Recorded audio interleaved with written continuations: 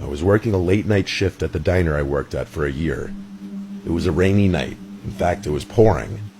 Nights like these usually meant less customers because people aren't exactly rushing to drive in the rain. I was expecting a slow night. It was for the most part. I was working until midnight. At some point closer to the end of my shift, in came a man and a woman significantly younger looking than him. He looked about 40. She looked like she were in her 20s. They both looked at me the second they walked in, and so I went over to greet them and ask how many. They said just 2, so I brought them to a table. They took a while to order, and I noticed they were talking really quietly to each other. After they did order, the man started striking up a conversation with me. I'm a generally talkative person, which was why I've always thrived in the hospitality industry, so I started chatting their ears off since it was a slow night anyway. Typical waitress-customer back and forth. The girl oddly didn't say much. The man did most of the talking, so I started directing my questions more to him. I can't remember every last thing we said to each other, obviously, but one thing that stuck in my head was when the man asked me, "Do you live alone?" I did live alone, and still do live alone.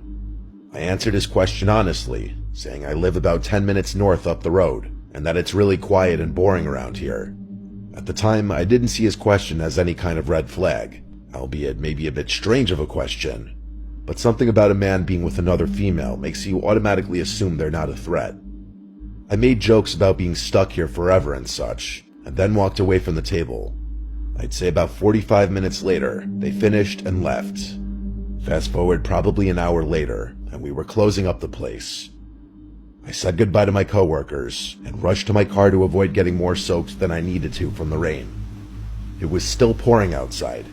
I drove home slow because of the conditions. The second I got home, I ran straight to the front door and let myself in. I didn't even notice that neither of the other tenants' cars were parked outside. My living situation was the middle floor of a home with 3 apartments in it. There's a side entrance with a stairway that has an entrance to all 3 floors. My being on the first floor meant that I could enter through the front door.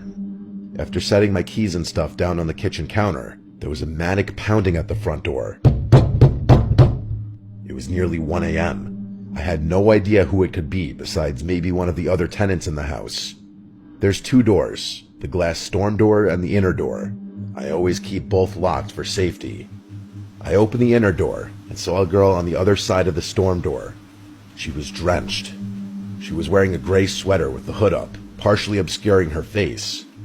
She begged me through the door to let her in so she could use a phone. Before doing that, I first had to feel her out, of course. I asked her if she's lost. She replied that a creepy man was following her around and she needed help. Something about this girl, though, was strikingly familiar. I asked her who the man was and where he was. She turned around and then said, "I don't know." She kept begging me to open the door. She even tried opening it herself. I then realized why she looked familiar.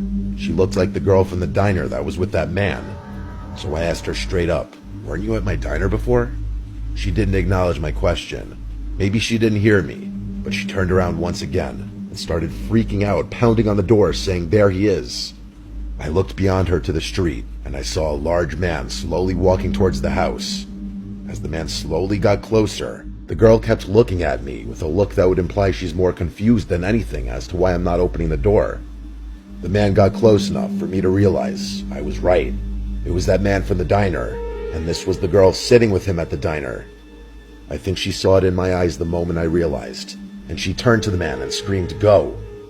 The man started charging at the door, and I slammed the inner door shut and locked it.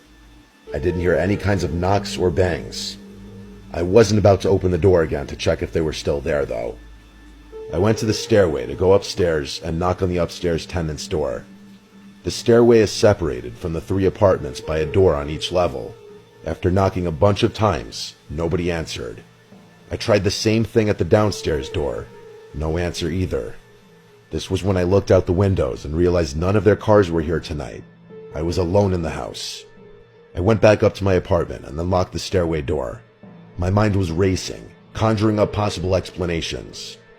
The most obvious explanation was that it was a trap to get me to open the door so that they could rob me, or worse. It suddenly made sense why that man asked me if I lived alone. I had to just sit on the couch for a few minutes and think. All I could hear was the sound of the pouring rain outside, I thought about calling the police, but chose not to in that moment. After a few minutes, I went to the bathroom to brush my teeth and get ready for bed when I heard a knocking sound. I left the bathroom to listen, and I was right. It was a knocking sound. It was coming from the stairway door. I walked over to it, thinking it was one of the tenants. I said, "Who is it?" There was no verbal response, but whoever it was knocked again. I said both of the other tenants' names.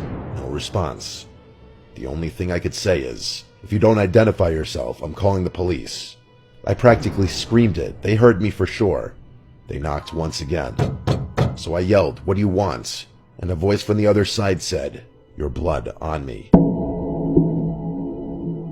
I ran to my room and locked myself inside and called the police. I hid in my closet while I was on the phone, and I stayed in there. The sounds of the rain, wind, and thunder outside constantly startled me. I worried about any little sound coming from inside the house. It was the longest 10 minutes of my life before I was told to let the police inside the house at the front door. They wrote a report of everything. They checked the front and backyard. Then they suggested I find another place to sleep for a few nights. I took that advice and packed a bag real quick while they were there, and then left to drive to my parents' house for the night. I returned the next day to the house. There was a knock at the stairway door, and this time it was actually my neighbor from upstairs. I opened the door, and he pointed at the door and asked, "What's this about?" I was horrified to see a message on the door saying, "Thanks for the service, Beth." It was written in marker. I couldn't stay there for a while. I had to stay with my parents for a few weeks until this blew over. I got a new apartment pretty close by the following month. Better safe than sorry.